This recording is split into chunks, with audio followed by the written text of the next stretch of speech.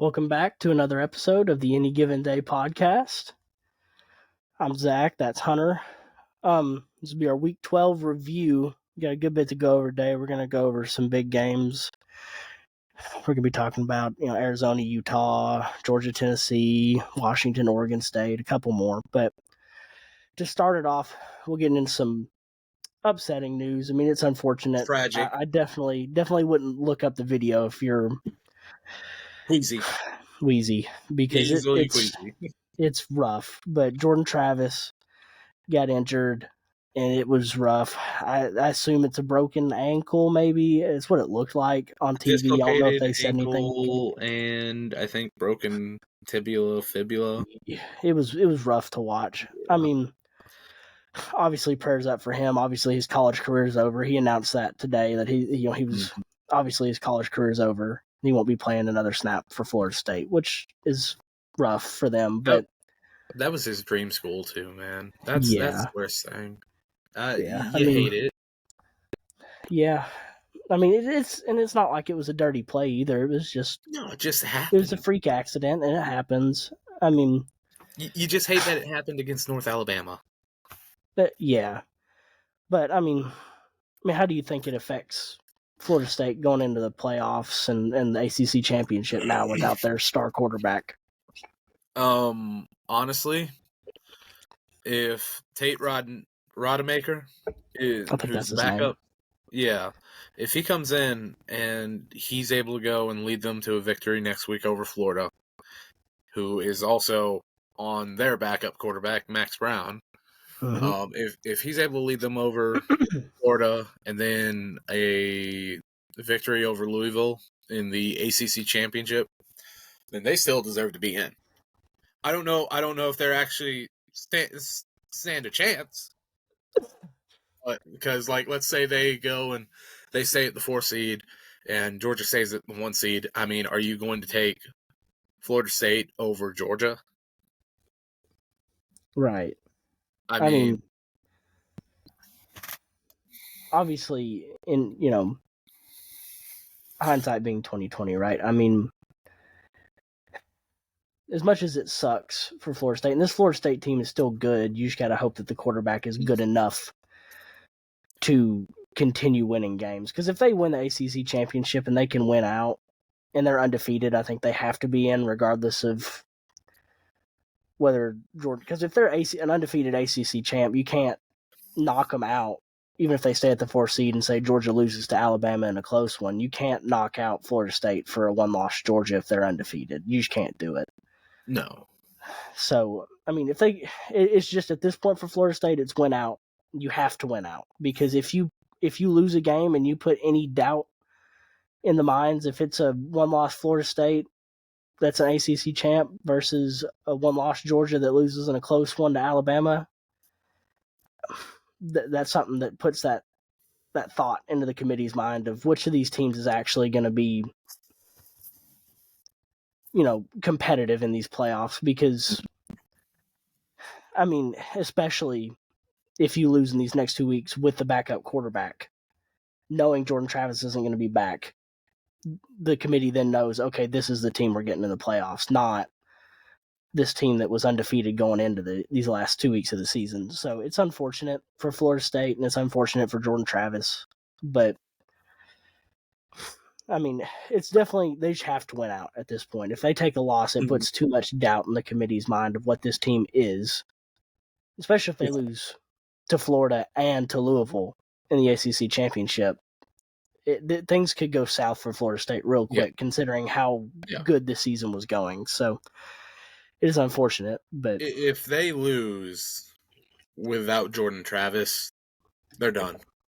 Yeah. You compile the fact they've lost their starting quarterback and the fact that they're in the ACC and they lose a game in the ACC, they're done. They're done. It sucks, but that's how it is. ACC is a pretty overall weak conference, so yeah, not much you can do about it. It's unfortunate. Moving on, Heisman watch, right? So, we I was looking at it, and I think the 2 odds-on favorites for right now should be Jaden Daniels and Bo Nix. Mm-hmm. And so I kind of wanted to go and like we're not really going into their games this week, but their stat lines were still just very Heisman worthy. Jaden Daniels, 25 for 30, 413 yards, 6 touchdowns, while also carrying the ball 10 times for 96 yards and 2 more touchdowns. He had 8 total touchdowns on his own. And then you see Bo Nix, who went 24 of 29 for 404 yards and 6 touchdowns in the first half. He was out after the first half. Like that's it's stupid, right? In a way, it truly is. I just when it comes to the Heisman, I think the 4 that should be up in New York right now should be Jaden Daniels, Bo Nix. I would say if he had been fully healthy for the entire season, Brock Bowers, but he wasn't. So Michael Penix Jr. would be the 3rd. And I'm sorry, Marvin Harrison Jr. should not be up there. I think Carson Beck is making a big enough surge and a late enough surge to where he could be the 4th guy into the Heisman balloting this year and be up in New York. I do not think he wins it this year, but I think this is kind of, if he does decide to come back this year, this is like the start of his Heisman campaign for next year. Yeah. I mean, listen, I know Bo Nix is the favorite right now, and you know I love Bo Nix. Mm-hmm. All right. But I was telling you before we recorded this, there's some stats, right?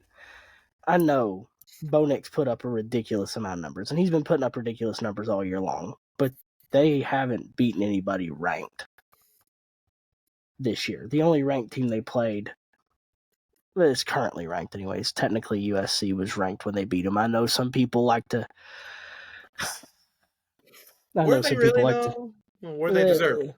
I'm just saying that to get off track a little bit, you know what really grinds my gears is when people sit here and say, oh, it's like, well, you know, you don't have any ranked wins this year. It's like, well, we beat USC while they were ranked, 13th. It's like, no, it's not how that works. You don't take what they were like, yeah, you take what they were when we beat them. No, you're telling me if you have a 2-win Notre Dame that was ranked 6th when you played them, that's a top 10 win? No, you beat a 2-win Notre Dame team. That's not how it works. All right? You don't get to claim a top 10 win over a team that won 2 games just because the AP poll thought they were the 6th best team in the nation to start the year. That's not how it works. Regardless, Oregon doesn't have any ranked wins right now. Now, Bo Nix is putting up good numbers, but he hasn't played a really good defense all year long. Point blank, period. Jaden Daniels has played some great defenses all year long, and he's putting up almost the same numbers.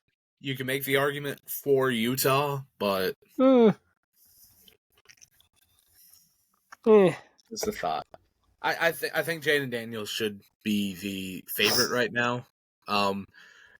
It all depends on whether or not the Heisman committee is going to look at team records. Yeah, and that could knock him. But I mean, if Oregon loses to Washington again in the Pac-12 championship game, all hell could break loose.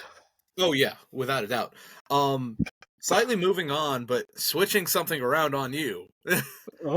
We were speaking about an award, so let's go to the other award before we get into the other topics. The Biletnikoff Award semifinalists dropped, right?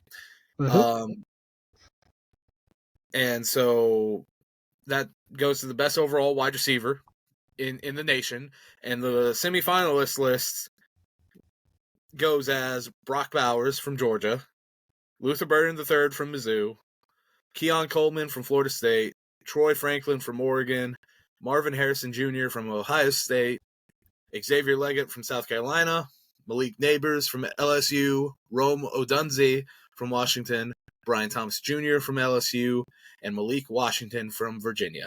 And no, ladies and gentlemen, you did not mishear me. I did say Brock Bowers at the top. I was kind of shocked and astounded myself that he got onto the Biletnikoff Award list. That is... which is a receiver award. Yes. But, I mean, he has been one of the best receivers in the nation this year. Numbers don't necessarily pop off the page for you, but you can tell he takes over games when he's healthy and he gets in there. But I think he'd be more viable if he had gone and hadn't been injured. But yes, freak accident happens like that.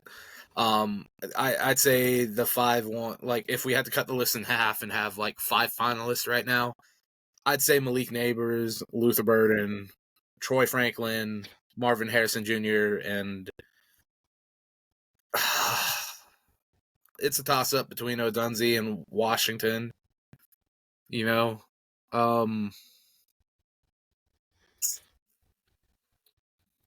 I think Neighbors should win it personally overall, but yeah. I mean, if I had to pick 5, right, it's probably Neighbors definitely, Burden definitely, Marvin Harrison Jr. definitely, Malik Washington, and Romo Dunze. Okay. If I had to pick 5. And I know some of you Florida State fans are going to come after us for Keon Coleman not getting in there. Listen, he has been a great jump ball guy, all right? Been a great red zone receiver, all right? That doesn't win you a Biletnikoff. He's only got 500 yards? 562? Yeah. No. I mean, yeah. I get it. He's a great receiver, and he can turn a 50-50 ball to a 70-30 ball at any time. You toss the ball up, he's going to go up and get it about 70% of the time. But that doesn't win you a Biletnikoff. No. He's lucky to get to be a finalist with that many yards. Or a semifinalist. Yeah. He's lucky to be a semifinalist with those numbers. So, I get, you watch the games and yeah, he's an elite receiver, but he does not pop off the page enough for some of these voters who do not watch the games to vote for him as a finalist, let alone a winner. So, yeah, those are definitely my 5. Okay. Well, moving on from that, like I said, we kind of switched the order of how we had things listed around to get to the award.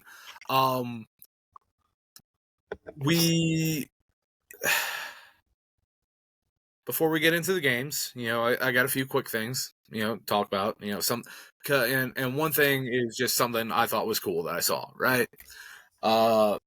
This past Saturday, Texas A&M, they put out their kickoff team, and it was an all walk-on kickoff team. Every single person for them out on that field was a walk-on. That was an ode to the 12th man, which that's how they got it. They used to have an all walk-on kickoff team referred to as the 12th man. And storybook ending happens. They go out there, they get the tackle, they get them inside the 15, tackle them down, and when they hit him to tackle him down, the ball pops out and Texas A&M recovers. That's just cool, I'll be the first to admit it. Like that's cool. Awesome. I'll get out. Yeah. The other quick things of note: Georgia Tech became bowl eligible this past weekend for the first time in 5 years. Dang. Yeah. And Louisville, keeping it in the ACC, is going to their first ACC championship in school history, because they haven't been part of the ACC for that long. They were a part of the Big East for the longest time. So, all that's done. So I guess we should go ahead and get into... Hold on. Before you get into it, hold on.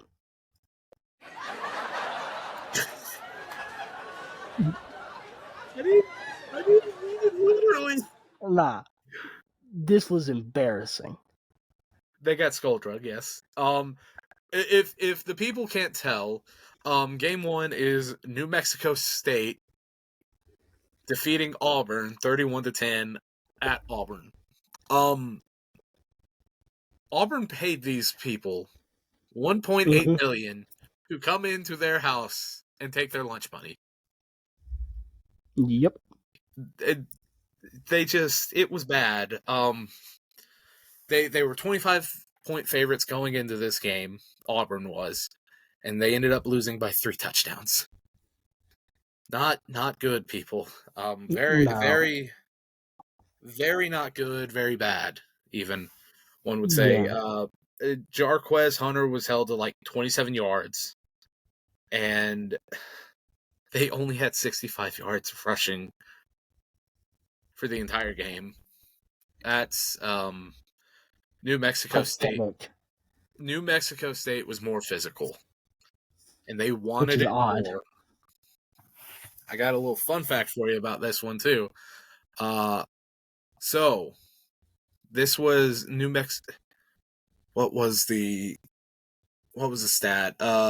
This was the second time, I think, that New Mexico State was a double-digit underdog and came in and beat the said team by double digits. The last time they did it was against Liberty as 25-point favorites, and they ended up beating them by 12, I think, maybe.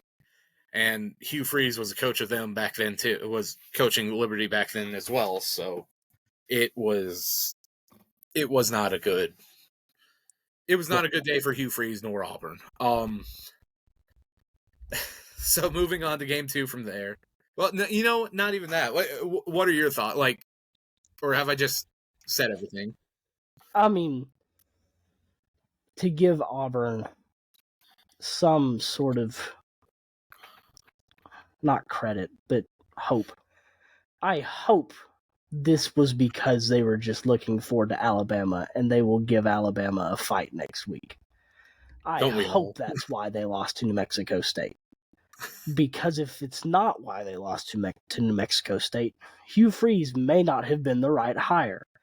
I mean, this was just a pathetic game. I didn't believe it. All right, I had a buddy texting me, the score. I was watching the Georgia game, obviously, and buddy's texting me the score for this because, our boss is an Auburn fan, and we thought it was hilarious. But he's texting me the score to this game, and I'm sitting here going, no, he's lying to me. There's no way New Mexico State is up 24 to 10 or something, like 21-10 or something. And I'm like, no. And I check. I'm like, holy crap. Like, you text me, final score 31-10. I go, no, you're messing with me. And I go check. I'm like, this is just pathetic. How do you lose to New Mexico State after you give the number 1 ranked team in the nation a dogfight early in the year? You're supposed to get better as the year goes on. You're supposed to get better, and apparently they've gotten worse. I don't know how that happens. Especially coming off beating Arkansas as bad as they did. Yeah. Like, I don't know.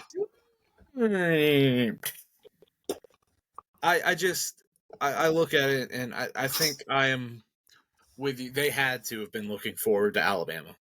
They had to have been looking past New Mexico State. That is the only thing I can think of. They probably only practiced for them like 2 days compared to the normal 3 that they, or a normal 4 or 5 that they normally would. Yeah, I mean, it is what it is. I mean, you just got to hope that they're ready for Alabama this week, because I don't know about you, but I love a good Iron Bowl.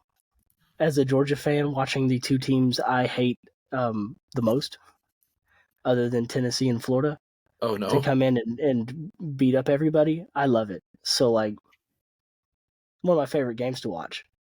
So, I will be watching it regardless of whenever Georgia's playing. Luckily, not at the same time as the Iron Bowl this year. So, I will be watching it. After the Iron Bowl. Which is odd. I don't remember the last time that Georgia played Georgia Tech at night. I think especially with Bobby Dodd. I don't know. I think the last time that happened, well, I know the last time that happened, my grandmother was still, one of my grandmothers was very much still alive. We were watching it over at her house. It was hilarious. But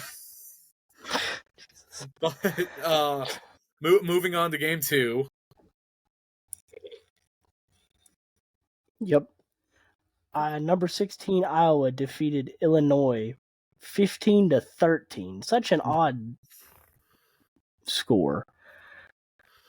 And Iowa's not going to the Big Ten championship to get skull drugged by whoever makes it out of Michigan and Ohio State. I don't. They could definitely give a fight to whoever makes it out of that game because their defense is so good. But are they gonna win?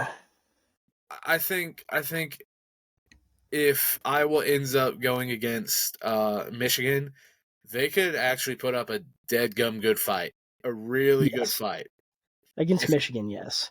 If it's Ohio State, though, it'll be a low-scoring defensive knockout fight, and I think that's two of the best defenses in the Big Ten. Yeah, and I think Ohio State has the better offense, though, which is saying a lot because of Kyle McCord. But yeah, it'll be an interesting. And I'm not even gonna lie. I think if they make the right hire at OC next year, they could be dangerous. They could be very dangerous because Kirk Ferentz has always had amazing defenses. Mm-hmm. It's just the fact that nepotism cost them their offense. Yep. Moving on to Game 3, Michigan beating Maryland. Speaking of Michigan, 24. Yeesh. I mean, Maryland is not bad, right? Maryland has actually been decent this year. Not great. They have not been good, but they have been decent, and they put out a couple fights. And they put up another good fight against Michigan. Granted, Michigan's passing offense has been almost non-existent since Harbaugh has been suspended. So, I don't know if they're going to be ready for Ohio State because they're going to have to pass the ball against Ohio State to win. I don't think Ohio State's going to go in there stopping the run and saying, you're going to have to pass to beat us. Mm-hmm. So, but still, Michigan did good. Nothing pops off the page. I don't trust J.J. McCarthy. I do not trust him to throw the ball. I trust him about as far as I can throw him. And that's not far, folks. All right? Yeah, you need to get back. I stopped myself from saying it. Not the point. J.J. McCarthy, not a top 5 QB, people. And people were calling him a Heisman favorite earlier in the year. That was... He has proven them wrong. It made me sick to my stomach seeing that. I'm like, how can you know? You want to go and take Bo Nix out of the Deckham Heisman race for all the stuff. At least he can make the argument that he's played some pretty decent Pac-12 teams. Yeah, Michigan's played nobody, and McCarthy has not been great. No, so it's just. But Blake Corum had a decent game. 94 yards on 28 carries, but 94 yards and 2 touchdowns. Not bad. Maryland, it's like Maryland came back. It looked like they were fixing to get blown out, but there's 9 points maybe. I have a question. Oh, no. How do you have 4 carries for 3 yards with 3 touchdowns? Was it just 3 1-yard runs? Yeah, goal line packages. Oh. Well, how do you not stop that 3 times? Well, they stopped it. You know it's going to them. But they couldn't stop him. Is he like a fullback or something? I guess. I don't know. I guess he's technically... No, we're not Maryland fans. Sorry, folks. Technically I don't think fullbacks technically exist anymore, man. So he's just a big dude. Basically, yeah. No. I think he was... Regardless. Anyways, he got 3 touchdowns. He got all 3 touchdowns for Maryland.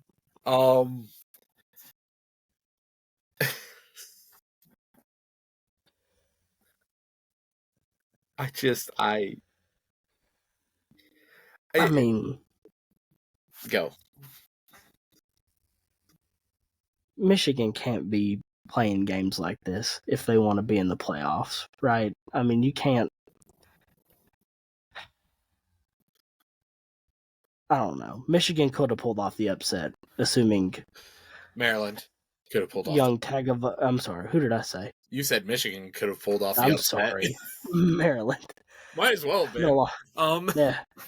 I mean, if baby Tagovailoa didn't throw 2 interceptions.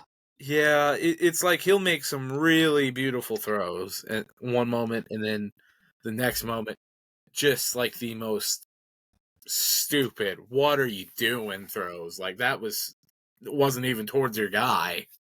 Right. So I don't know. Moving on, Game 4, Battle of LA. UCLA went in there and they whooped USC 38-20. Chip Kelly, daggum, dude. Yeah. I mean, listen, I know we talked about Chip Kelly being on the hot seat last episode. Mm-hmm. I think the wrong coach in California is on the hot seat. Ooh. I mean, Lincoln Riley has royally messed up this season for USC. Mm-hmm. He waited too long to fire Alex Grinch. And now, I mean, they've just lost games that they have no business losing. That was years past due, but... Yeah, but... Oh, I just realized something. What? Before we get too far into USC, UCLA, going back to Michigan real quick. Mm-hmm. That was their 1,000th win. I'm sorry, I don't count the win if one of the wins was against a high school. Excuse me? They count a win against Ann Arbor High School. I mean, to be fair, it's not the worst. Like, you look at, like, other schools like Nebraska and Texas and Tennessee, and they count wins against schools, like their state schools of the deaf, right? Which is stupid because they can't hear the footsteps coming. But there was Jesus. I think Alabama also counts one against the second paramedic company or second ambulance company against the paramedic company. So you got cycling clubs that are counted against, like Tennessee. I think Tennessee or Texas had one against the cycling club. You look up some of the wins that they've got, and they all have high schools too. So now, granted, this is back probably early 1900s when there wasn't as much of a skill gap because everyone was learning it. So, but still, I'm sorry. I don't count it. No, I agree. But yeah, I mean, to get back to this UCLA USC game, I mean, I know we both picked USC. I know we both picked USC to win this game. Thinking, Lincoln Riley's, yeah. I mean, we're thinking, Lincoln Riley's gonna, want this. Chip Kelly's got nothing to play for now. Is expected to be fired, and by God, he had something to play for, I guess. Yep. D'Anton Lynn, the defensive coordinator for UCLA, did a great job of stopping USC, and that is one of the reasons why he is up for the Broyles Award. He is one of the semi-finalists for that, and he did one heck of a job. Deserves to definitely be nominated for it. Would not be shocked if he might get, depending on how the coaching carousel goes, if Chip Kelly's let go, I would not be shocked if he gets a job offer as a DC, maybe even at USC. Just really depends, I guess, how everything shapes up there. Right. It was...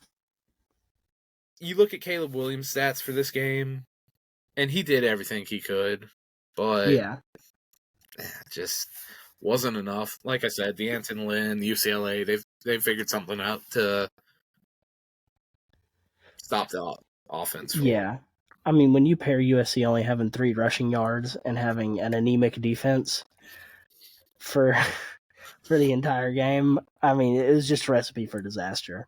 Caleb Williams can only do so much, and he's a great quarterback, but you can only do so much when you have no defense and no running game. Yep. Speaking of great quarterbacks, Game 5, number 17, Arizona. Those Jed Fish-led Wildcats defeated number 22 Utah, 42-18. I mean, dang. Noah Fafita, who is a freshman, went 22 for 30 for 253 yards and 2 touchdowns, which is great. Utah is known for having a great defense, right? But the defense has kind of been lackluster this past bit. But then again, I still don't think you're not getting a fully healthy Utah. Cam Rising's out. He's injured. Right. But still, he's coming back next year, by the way. Coming back next year, yep. Him, Quinn Ewers, possibly Carson Beck. Quarterback class next year could very well be really pretty good. Yeah. Depends on how everything goes. It's... I didn't think I'd see the day where Kyle Whittingham in Utah would allow 40 points to be scored on them. No. It's... And when you really think about it, Arizona, they're in third place right now in the Pac-12. If they had just 1 or 2 more wins, if they had successfully beaten USC earlier in the season, like they almost did, they could very well be fighting for a spot in the Pac-12 championship right now, which is insane to think about.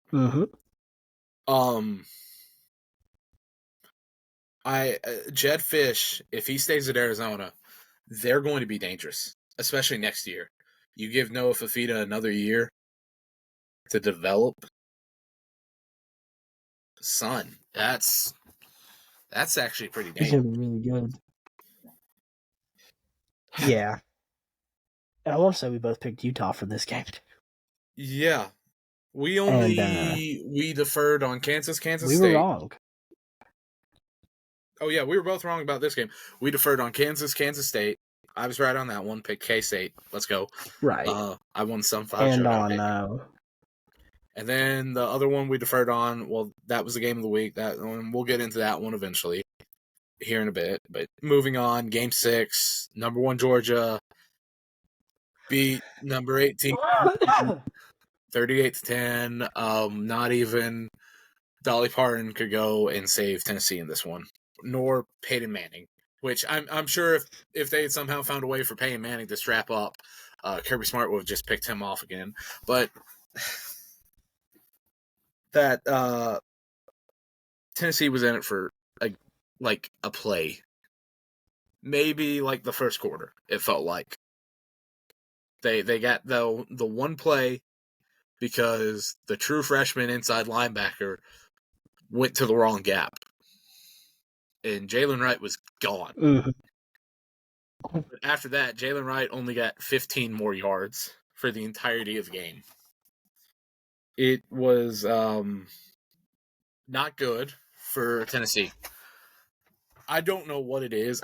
Kirby just does not like Tennessee. He doesn't like any of the big name rivals for Georgia. But there's also just something like malicious about when he is going up to Knoxville. There's always something malicious, it feels like. He does not lose there. I don't know what it is. Carson Beck and the Georgia offense just look as surgical as always. He's I would make the argument that he could be the top quarterback in this class. definitely QB3, but we're still not really seeing that many scouts really look at him for this year's class, which might be a mistake on their parts, but who knows? As a Georgia fan, I would love it if he came back for another year. Not even gonna lie. Yep.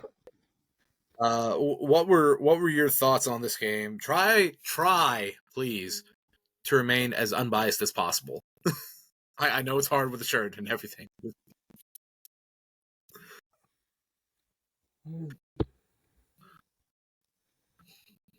There was no chance in hell that this Tennessee team was ever going to beat this Georgia team. But, and Georgia has only had one game this year where they haven't allowed a touchdown on the first drive of the game. All right, that was Kentucky. It's the only game this year. So, you know what? Kirby and Glenn Schumann said, you know what? Let's just get it out of the way. Go ahead. Let them run up the middle for 75 yards first play of the game. They'll score, and then we don't allow another touchdown for the rest of the game. And that's what they did, by God. All right? Yep. Carson Beck was out there making NFL throws.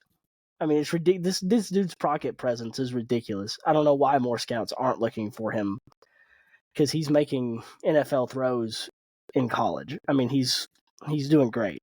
And then Dylan Bell had a breakout game. 5 receptions, 90 yards, a receiving touchdown, and a passing touchdown. So keep forgetting about the passing touchdown. Yeah. Which I will give Tennessee credit. They came into this game wanting to stop the run, and they stopped the run. Georgia really couldn't get anything going on the run. I mean, Kendall Milton still had 66 yards and a touchdown, but there were definitely no breakaway runs like they had against Ole Miss. No. So Tennessee really went into this game saying, you're going to beat us passing, and Carson Beck said, hold my beer. Oh, they definitely loaded up the box, but yeah. Yeah. Joe Milton. Jordan Rogers once came out during the offseason and said, this guy's the most talented quarterback in the SEC. I thought he was full of crap then, and he's definitely full of crap now. If you're going to go and look and say that guy's the most talented quarterback in the SEC, then you only value arm strength, and that's it. Milton, there's a reason why Milton went and lost the starting job twice in his college career. He lost it up at Michigan, transferred, and then lost it to Hendon Hooker down here at Tennessee. He's got a cannon for an arm, but the problem has persisted. He cannot figure out when and how to put touch on the ball. Yep. If he does that, he could be dangerous. But, alas, he hasn't figured it out. Yeah. I mean, before we move on, that is one thing. I was telling my dad about this as we were watching the game. Went over at his house and watched the game, and sitting there thinking, Joe Milton's a good quarterback, but every pass was thrown at 100 miles an hour. Every pass, whether it needed to be a touch pass or a bomb or whatever. I mean, there's some of these short passes he's throwing that ball at 100 miles an hour when it doesn't need to be. And he was making some ridiculous throws. It was just his pocket presence isn't there. He doesn't when there's a run, he does not sell it at all. No. I mean, if you watch him after he hands the ball off, there is no coming up and acting like he might be throwing the ball. Yeah. It is handed off, and then he just stands there, and he's not looking off receivers. His pocket presence and IQ just isn't great. He's great. He's got a lot of talent. He's got great arm talent, but that's only part of it. I mean, that's 10% of being a quarterback is having arm talent. You got to have the mind and the knowledge to be able to sell these things and look off safeties to be able to get your guys open and throw your guys open. And right now, all Joe Milton can do is throw to open receivers. He's not great at getting guys open and looking guys open and selling stuff. He's just not great at it right now. Yeah. You know who is great at that, though? Carson Beck. Yeah. Mm-hmm. He was ranked and I saw the quarterback rankings earlier today, but in his recruiting class, he was the 13th overall quarterback. Mm-hmm. Ethan Garbers over at UCLA was ahead of him. Hunter Decker, Jackson. Jaquindon Jackson was ahead of him. Yeah. Harrison Bailey was ahead of him. Harrison Bailey. DJU was ahead of him. Yep. CJ Stroud and Bryce Young, but they're in the NFL, so what can you do? Yeah. There were like two of them. The guy that's at Cincinnati, which he had a shoulder injury, so he couldn't play quarterback anymore. Was Bryce Young part of that same recruiting class? Yeah, Bryce Young, CJ Stroud, DJU. Bryce Young was number one quarterback in that class. It was Bryce Young, DJU was second, and CJ Stroud was third. Okay. But then after those three, it's just a bunch of who are you and where do you play now? Yeah. Like I saw the same thing. I was looking up these guys, like where do they even play now? Like half of them have either changed positions or do no longer play for the team they committed to. Yeah. And then there's Carson Beck. Carson Beck was the only one outside those top three that have been worth their salt at all. Yeah, and he sat for 3 years. 3 years. He sat for 3 years. His first year they had what? Who was the quarterback his first year? Jake Fromm? Let's see. His freshman year would have been... it was Dwan Mathis. Yeah, Dwan Mathis and Stetson Mathis Bennett got the start over at Arkansas that year because it was COVID. Yeah, because JT Daniels was hurt. Yeah. Stetson Bennett comes in. And then JT and Stetson. Yeah, that was... It was a whole mess. But, yeah. But yeah, Carson sat and waited, and this should be an example of what waiting your turn and learning a system and getting into a system can lead to. Because he went from, I'm sure before this year, people thinking he's not even going to make it to the NFL. Yeah. To coming in and making NFL throws in his first year as a starter. Just some insane throws that you would... Yeah, so... He's NFL ready up here already. Like, up here, processing. I do truly believe that. But we'll see. Well, look, all I'll say is Bobo has put one quarterback out to the NFL at number 1 overall, right? Mm-hmm. That quarterback's still playing. Matthew Stafford for the Rams, right? When he might not do it as often as Lincoln Riley does, but when he does do it, they stick. They become household names. So, you see what it's done in recruiting. Georgia's got Dylan Raiola and Ryan Puglisi committed right now. Two top 10 you can see in this recruiting class.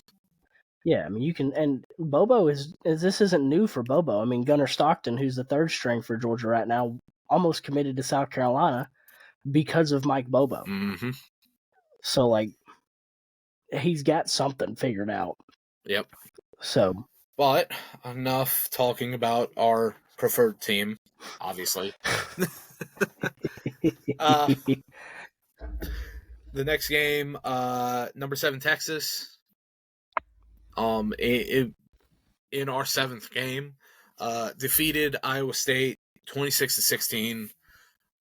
This was I'm not going to say the exact opposite of what Texas has been doing, where they've been letting a team back in late. This was more of a fight throughout the entirety of the game. Sarkisian actually really coached them up really well in this one, and led them to the win and the victory on this one. You can't go into Ames, Iowa, expecting just an easy win. It's all an automatic trap game. I don't care who you are. Ames, Iowa will always be a trap. So they did a great job of being able to turn this around and getting out with a win, surviving, basically. I still don't think they're better than Alabama anymore. I still very much think if you put them on a neutral site, Alabama beats them. So probably. Yeah, we'll leave that at that. What were your thoughts on the game? Yeah, I mean, Texas has to get something figured out because they're just playing close games against teams that they should be blowing out if they want to get in the playoffs this year. And they have a shot to if they can win the Big 12 championship. But if they're playing games like that, the committee's going to not even give them a second look. I mean, even though they beat Alabama earlier in the year, I mean, that's earlier in the year. That happened in week, 2? Yeah. I mean, like we said about Auburn, you have to get better over the year. Mm-hmm. That is the whole point. You're supposed to get better over the year, and it seems like Texas hasn't. Texas has gotten worse. Granted, they did lose their starting quarterback for a couple of games, Mm-hmm. but he's back now. They have no excuse. So, I mean, it's just ridiculous. I agree. I do think if they played Alabama again on a neutral site, Alabama probably throttles them. But it's neither here nor there. Speaking of teams struggling, though. Speaking of teams struggling over recent weeks. Yep. How did Washington go from one of the best teams in college football to struggling against nobodies for the last 3 weeks? Granted, Oregon State's not a nobody. Let me retract that statement. Oregon State is a good team, but they're not as good as Washington is. It's the Pac-12, man. And the Pac-12 will always try to go and Pac-12 themselves out of the playoffs. They're trying real hard. But Washington is avoiding it so far this season.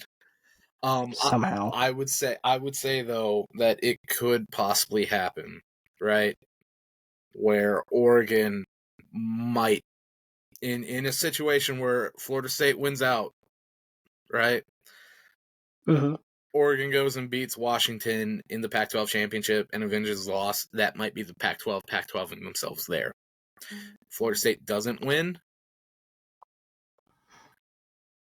out, then sorry, I was trying to figure out the word there. If Florida State doesn't win out, I could very much see Oregon once again beating Washington on a neutral site and getting into the Pac-12 or into the playoffs. Jesus Christ. Right. I said Pac-12 so much. The weather in this game was like, and that's the caveat I'm giving them. The weather was terrible in this game, right? Like just heavy rain, like making the ball heavier. Like that's how much rain it was. And the fact that Rome Odunze still had 100 yards receiving, insane. Then again, he should be used to that kind of weather at this point. What were your thoughts on it? It was just a sloppy game all around. I mean, like you said, terrible game, rainy, and it tends to be the great equalizer, right? It doesn't matter how good you are. You start playing in the rain, crazy stuff happens. Yep. So, I mean, at this point, if you're Washington, you gotta win out because you're not getting into the playoffs with one loss. Not with how these last couple of weeks are going. If you're just killing everybody all year and you losing a close one to Oregon in the Pac-12 championship, maybe there's a shot. Maybe you could sneak in, assuming chaos happens above you, right? But I mean, it's just close games that don't need to be close. Granted, it was a really good game. Mm-hmm. I mean, DJ Ewing and throwing 2 interceptions. Yep. I know he's your boy, but he's not. I just don't think he's I wouldn't great. necessarily call him my boy, but let's also realize he turned down a chance to go pro in baseball to do this. So, to be subpar, to be a subpar quarterback. You said it, not me. You say subpar. Oregon State's still they're still in this. No, they're not bad, but he's not a great quarterback. No, if they beat Oregon, I think they. How many Pac-12 losses do they have?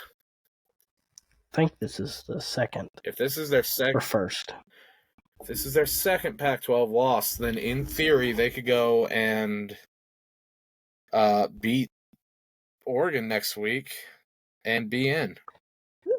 Their only losses are to Washington and Arizona.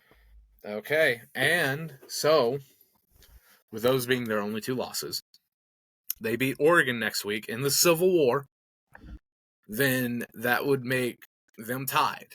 But Oregon State would have the tiebreaker in that situation. So they can still make it to the Pac-12 championship.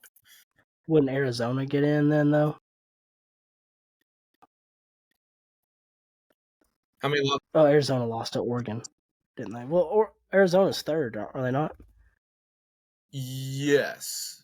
How many conference losses does Arizona have? Conference 2. Oregon State has 3 conference losses. I'm sorry. Oregon State does have 3. So yeah, they're out of it then. Never mind. So if Oregon State can beat Arizona, but Arizona lost to Oregon, USC, and Oregon. So no, okay, never mind. We were completely wrong on that. I was completely wrong. Oh, wait. No, Arizona hasn't lost to Oregon. They don't play Oregon this year. They lost to USC and Washington. So then it would go to some tiebreaker thing that it'd be common opponent rankings or something like that. Yeah, probably. But it could still cause some chaos. If Oregon State can beat Oregon this week, Arizona could sneak in somehow, some way, and have a rematch versus Washington, which would cause all sorts of chaos.